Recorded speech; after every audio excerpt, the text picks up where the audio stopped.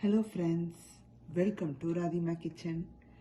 இப்போ நம்ம பார்க்க போகிற ரெசிபி என்னன்னு பார்த்தோம்னா ஆனியன் கறி பார்க்க போகிறோம். வெங்காய கறிங்க. வெங்காயத்தை மட்டும் வச்சு ஒரு ஸ்பைஸியாக ஒரு கறி பண்ண போகிறோம். இது வந்து பார்த்தீங்கன்னா தோசை சப்பாத்தி எல்லாருக்கும் செமையாக இருக்கும். நீங்கள் ஸ்டஃப் பண்ணி அப்படியே ரோல் பண்ணி சாப்பிட்லாம். தோசை நூலெல்லாம் ஸ்டஃப் பண்ணி சாப்பிட்லாம். ரொம்ப அருமையாக இருக்கும். இதுக்கு என்னென்ன தேவை, எப்படி பண்ணலான்னு பார்க்கலாம் வாங்க. இதுக்கு வந்து நான் ஒரு வெங்காயம் எடுத்து நல்லா நீல வாக்கில் நல்லா எந்த அளவுக்கு நீங்கள் தின்னாக ஸ்லைஸ் பண்ண முடியுமோ ஸ்லைஸ் பண்ணி வச்சுக்கோங்க.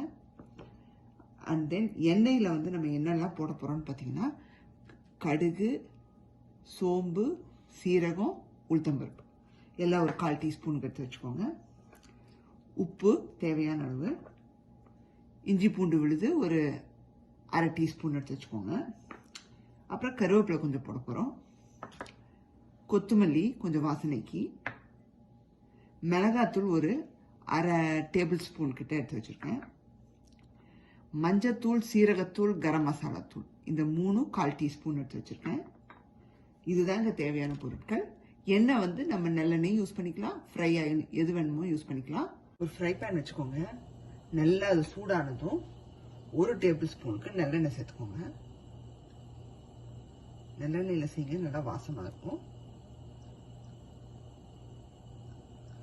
1 டேபிள் ஸ்பூனுக்கு வர மாதிரி சேர்த்துக்கோங்க.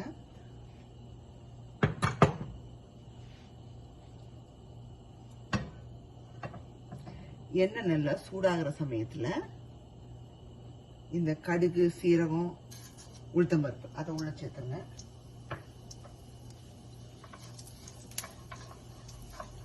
சேர்த்து நல்லா பொரிஞ்சு வரட்டுங்க. இது வெடிக்கிற சமயத்தில் வெங்காயத்தை சேர்த்துங்க.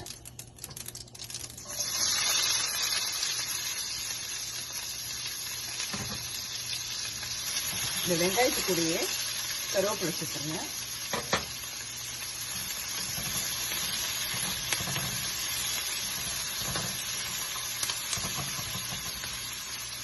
இது கூடயே இஞ்சி பூண்டு ஊற்றி சேர்த்துருங்க.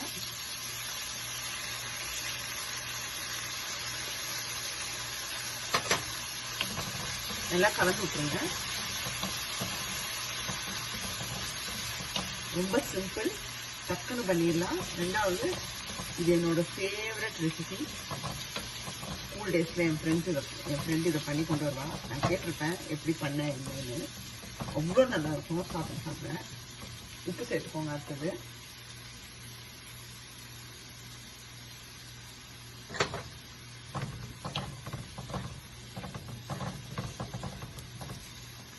இப்போ உப்பு சேர்த்ததுக்கப்புறம் இதை லிட்டு போட்டு மூடி நல்லா வந்து குக் பண்ணி எடுத்துக்கலாங்க.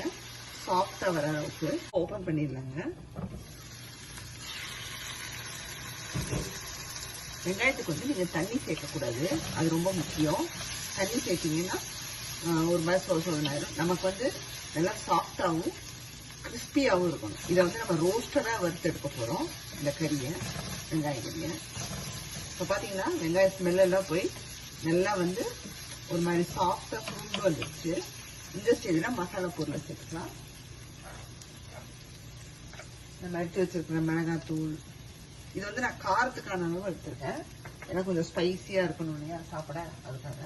அப்புறம் மஞ்சத்தூள், சீரகத்தூள், கரம் மசாலா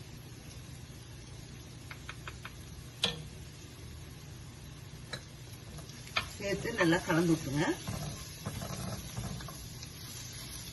இதுக்கப்புறம் வந்து நீங்க மூட வேண்டியது இல்லை. ஓப்பன்லயே வச்சு நல்லா குக் பண்ணி எடுத்துக்கோங்க. மீடியம்ல வச்சுக்கோங்க. ரெடி மசாலா கறியிடும். ஓப்பன்லயே வச்சு ஒரு 2 மினிட்ஸ்க்கு நல்லா உங்களுக்கு அப்படியே ரோஸ்ட் ஆகும். மசாலாஸ் எல்லாம் அப்படியே வந்து அதில் பைண்ட் ஆகி சூப்பராக ஒரு கறி ரெடி ஆயிடும். கொத்தமல்லி தூக்கி அப்புறம் இறக்கிங்க. பார்த்தீங்கன்னா வெங்காயம் நல்லா ரோஸ்ட் ஆயிடுச்சுங்க. அப்படியே மொறுமொறுப்பா தெரியுது. மசாலா எல்லாம் நல்லா பைண்ட் ஆகி இந்த ஸ்டேஜ்ல கொத்தமல்லி தூவிடலாம்.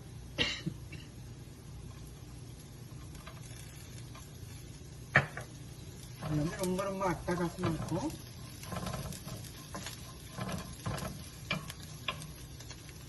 ரெடி ஆயிடுச்சுங்க. வெங்காய கறி சர்வ் பண்ணியாச்சுங்க. நல்லா வாசமாக இருக்குது, நல்லா வந்திருக்கு. கண்டிப்பாக எல்லாருக்கும் இந்த வீடியோ பிடிச்சிருக்குன்னு நினைக்கிறேன். ரொம்ப சிம்பிளும் கூட, டக்குன்னு பண்ணிடலாம். எல்லோரும் வீட்டில் இதை பண்ணி பார்த்து என்ஜாய் பண்ணணும்.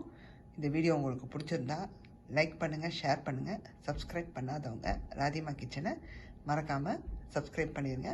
பக்கத்தில் இருக்கிற பெல் பட்டனையும் கிளிக் பண்ணிடுங்க. பாய்.